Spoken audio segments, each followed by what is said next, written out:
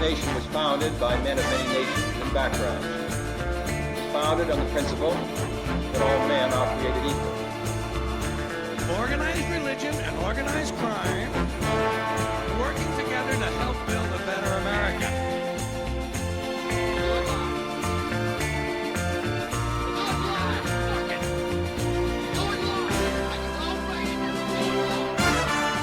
Welcome, saints, sinners, Gentiles, and plebs to the Citizen Noise Exchange.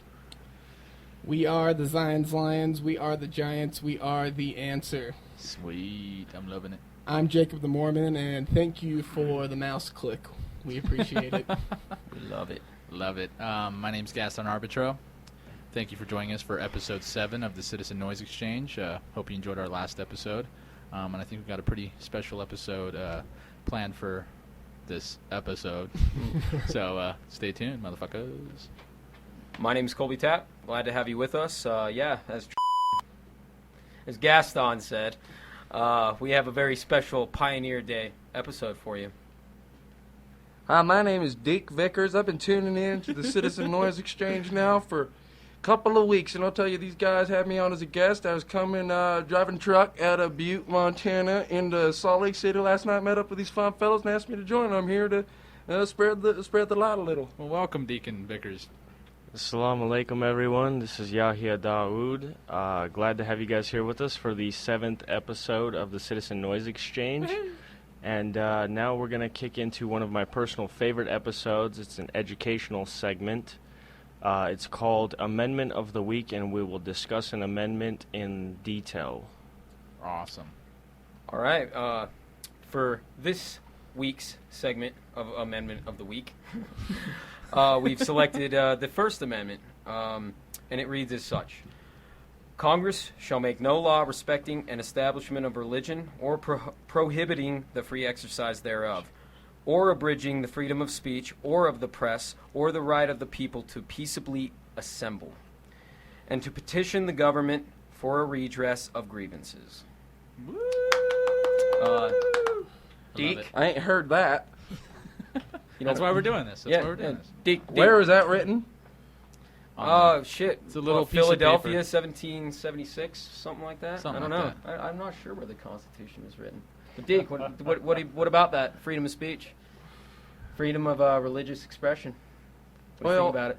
I think we live in a Christian country, and we're God-fearing people, and there is no law other than God's law. And I think it's important for everybody to understand that we live in real crucial times, and Amen. Limiting speech isn't all that big of a deal if you got to keep the people on lockdown. I mean, people want to start acting like crazy animals. And had you told me I was going to be sitting next to a Muslim, I might not have joined up tonight. Sorry, we should have let you know.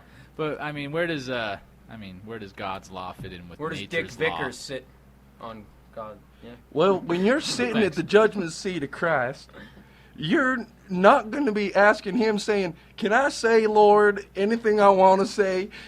I'm going to pretty much just be Why not? bowing my knees because he's creator, he's maker, he's all. I mean, he will smite me down like it says in the good book. And I'll tell you, like, our president's been ordained. I mean, not this president. I still consider George W. Bush the Honorable to be our president. I like it. They Oh moved my us. God. They moved us out, and I think that his stance on freedom of speech. I mean, I didn't even know. You got to understand, I didn't even know this existed until you told me. So freedom of speech, I mean, I guess it's pretty important. You guys get to say what you want to say, and it's what makes America good. When I have to face the Lord, I'll probably be praising him. I don't want to talk about myself or my views. I'm pretty much there to just do the good work. Well, thank you. Yeah, That's yeah. a nice, pretty interesting opinion there. It is. Deacon Vickers. Yeah. It's different for sure. What do you think about that, Yahya?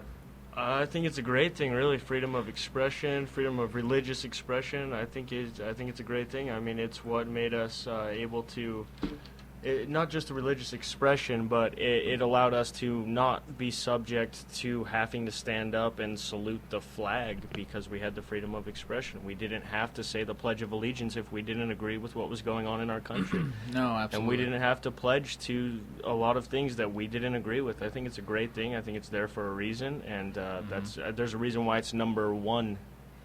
The First Amendment. And this is an awesome. You mentioned like standing up and saluting the flag. This is funny because I remember myself and Colby Tapp when we were younger in elementary school.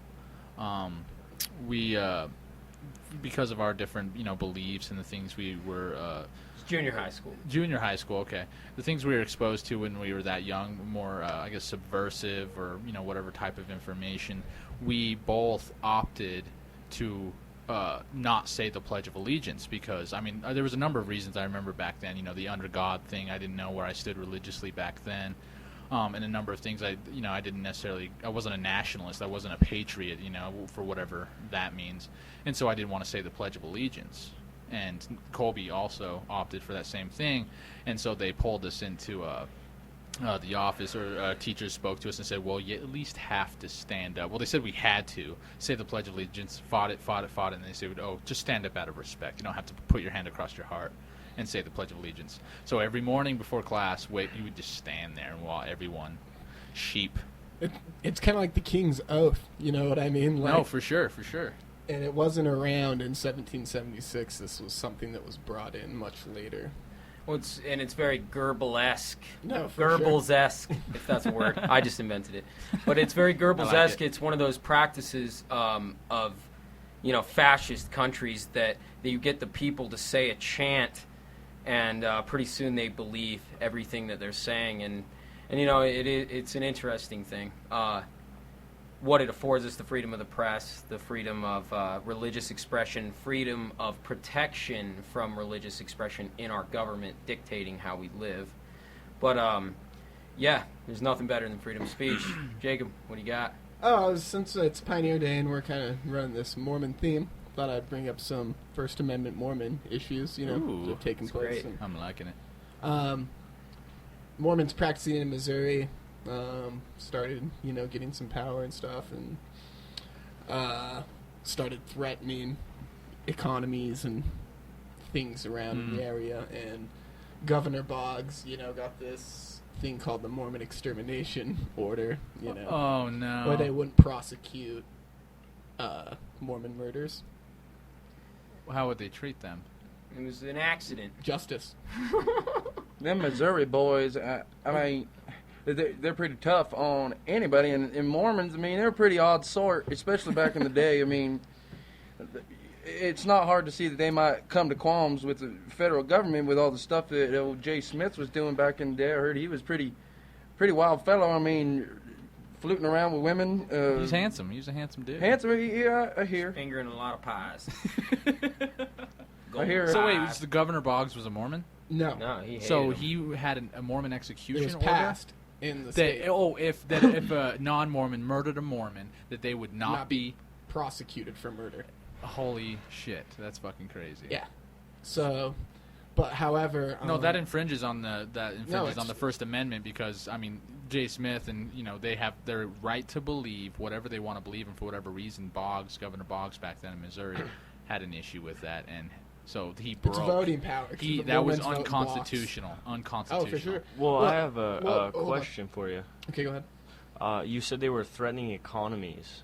Yeah. What was that about? Is there any information on that at all? Well, it's just that the traditional Mormon way is a very communistic one. Set up your own infrastructure.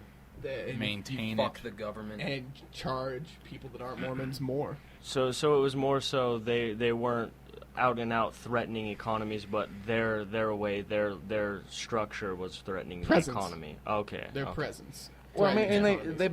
they buy within their own groups. You know what I mean? They trade within. They don't trade with the outsiders. If they do it, the group, it's an you know what I mean? exorbitant price. Exactly. yeah. They do the premium, and that's a pretty important thing to understand. If you have 120,000 people spread out across your state that move in like damn roachers or something like that, and you all of a sudden they're buying all their own goods, making their own houses, taking land, saying they're Jesus and roachers. king, and moving in. I mean, the government's going to try pretty hard to, look what they did to the South. I mean, obviously there's a tremendous amount of problem with how the Mormons have been treated, and we owe them a tremendous amount of respect.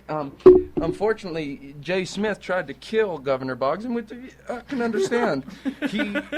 And I believe he was damn near succeeding. He almost killed the man, or at least I can say by some doing of his, he had Boggs' body laying with a bullet, and it's pretty important to understand it. Well, Mormon's hands are dirty too. I mean, 3 days. Mount Meadow. Just gonna throw that out there. Go ahead. 3 days before the Joseph Smith assassination and murder, the Nauvoo Expositor, Whatever it is. independent newspaper was burnt to the ground. So, they obviously did it. It was a little too convenient. Reichstagish. The founders of the newspaper were Hans Mill. disenfranchised members, and they burned it down good. Well, but go ahead. No, see. I don't know. Just bag on the First Amendment for a second. I don't know. I just think we at the We have short attention spans. No, sorry. totally. Yeah, it's good. It makes for good listening, I think. We at the Citizen Noise Exchange, as we've expressed, obviously, we have very varied opinions, differences amongst us, religious, just social outlooks on things, and I think the First Amendment's amazing because it affords people who want to abstain from religion or do disagree with it from having it affect their lives legislatively, and it is also amazing because it affords anybody who does believe in a religion to practice it freely. It's a great thing. Freedom of the press is great. Non-state controlled press is the bread and butter of our revolution that we're trying to have here. You know what I mean? It's a great thing. The First Amendment holds us up in so many ways. We just need to realize it. We need to realize it because even if you show somebody who's trying to intimidate you or take your rights away, that you know what your rights are. That's the purpose of us talking in this segment, is that if you know what your rights are, chances are you will be able to defend yourself better against any fascism, intrusion on your privacy. Anything in your life, you deserve to be free, and the First Amendment is there to enunciate exactly what rights and freedoms that you do have in this country. Well put, very well put. And on that note, I guess Jake has planned a very special segment on this for our Pioneer Day special, and he's going to educate us on some things. So what do you got for us, Jake? What do you have to teach us?